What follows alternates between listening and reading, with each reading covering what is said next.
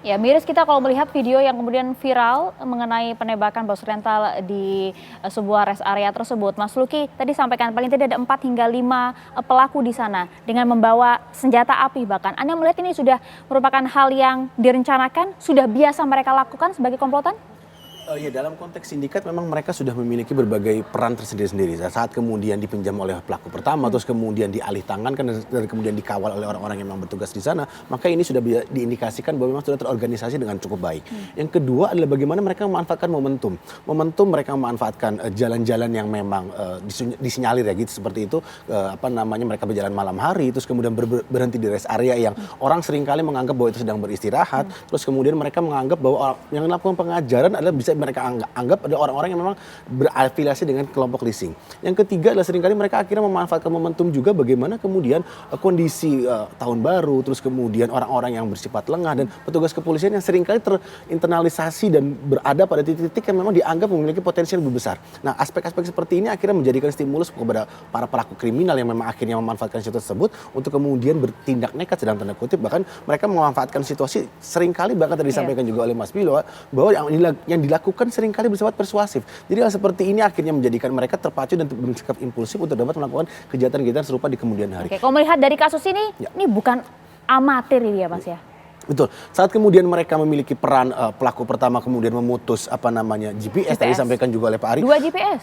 Ya ada 3 kemudian menjadi 2, bahkan tadi disampaikan juga bisa jadi ini termotivasi lagi karena jadi tahu nih ada 3 nih. Akhirnya mereka bisa menemukan bagaimana kemudian titik-titik yang akhirnya menjadikan tempat tersebut sebagai tempat-tempat yang rentan untuk kemudian ditempel oleh GPS. Yang kedua adalah mereka sudah memiliki tingkat dalam tanda kutip profesional cukup tinggi ya. Mereka bisa mengoperasikan senjata api, mereka bisa mencari jalur-jalur yang memang dianggap tidak banyak dari oleh orang-orang. Yang keempat adalah bagaimana kemudian ada pihak yang seharusnya menurut saya adalah ada pihak-pihak yang akhirnya menjadi tahap terakhir.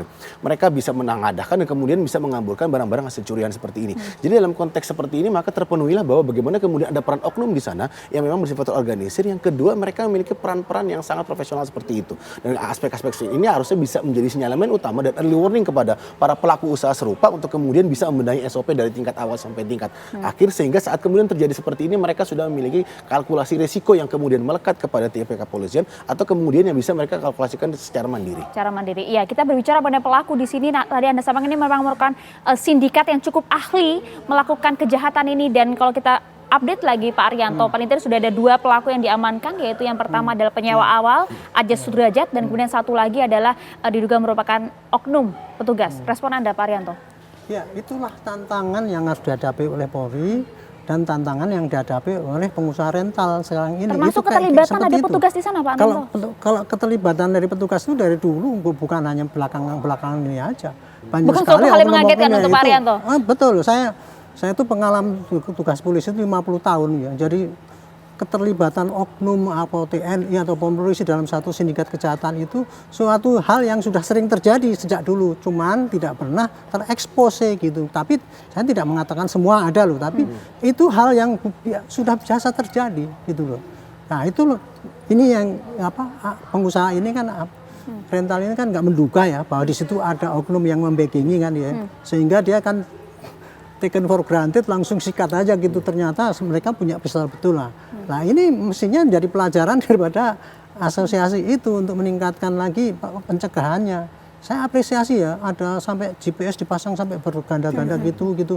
Cuman sayangnya itu sudah bolak-balik kejadian kayak gini, tetapi kok dia tidak menyusun bagaimana mengatasi apabila terjadi seperti ini apa prosedur yang harus dikerjakan oleh orang-orang yang rentalnya dibawa kabur itu. Tadi berbagai upaya kan sudah dilakukan sebenarnya Pak ya gitu ya. Dari mulai segi SOP. Hanya persyaratan orang rental. Kalau yang Mbak tanyakan tadi itu, untuk apa? Itu sudah SOP yang dia sudah pasti. Tapi penjahat mana ada yang ngaku Bu? Kalau kita mengambil ini, saya ini mau saya ambil, saya jual pada orang lain. Ini yang terjadi kan disewa kemudian dipakai orang lain kan. Nah kemudian yang ditegur adalah orang lain itu tadi. Otomatis dia marah kan. Ternyata dia oknum langsung dor-dor gitu. Jadi itu satu sindikat, bukan pelakunya cuman yang dulu nyewa, kan nyewanya pun pakai nama lain itu Pak. Pakai nama palsu gitu. Kemudian dipakai orang yang lain lagi gitu. Ini sindikat yang dihadapi Itulah tantangan Anda, mari kita sama-sama saya tidak eksekusi bahwa polisi nggak mampu memberikan bantuan ya. Tapi polisi itu kelihatannya memang hebat banget, katanya semua ready. Tapi kalau kita bayangkan di Polsek itu jam 4 pagi itu kira-kira yang masih melek berapa orang di situ. Gitu ya. Paling 3-4 orang aja kan yang standby. Nah, kalau meminta bantuan kayak gitu dia lapor ke Kapolseknya. Mestinya kalau dia sendiri nggak bisa, harusnya kalau di Polres itu ada pasukan cadangan itu, patroli itu ada yang sewaktu waktu bisa digerakkan. Nah, ini saya nggak ngerti apakah prosedur itu oleh polisi juga dipakai apa tidak, saya tidak tahu. Yang jelas saya yakin kalau prosedur itu dipakai, pasti anggota yang menerima di lapangan itu pasti dia akan minta bantuan pada Polres untuk backup. Kira-kira gitu. Nah, ini untuk koreksi juga untuk polisi gitu ya, untuk menghadapi kayak gitu. Oke, kita juga tadi tampilkan di layar kaca.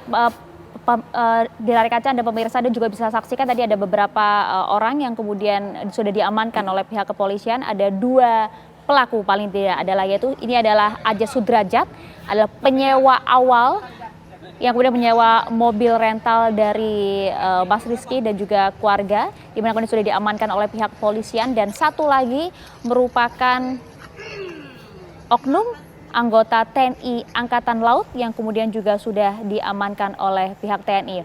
Mas Rizky, Anda juga sempat saksikan, apakah kemudian orang yang diamankan oleh pihak kepolisian tersebut adalah memang pelaku yang menyewa mobil Anda, Mas Rizky? Dijawabnya saat lagi, tetap bersama kami.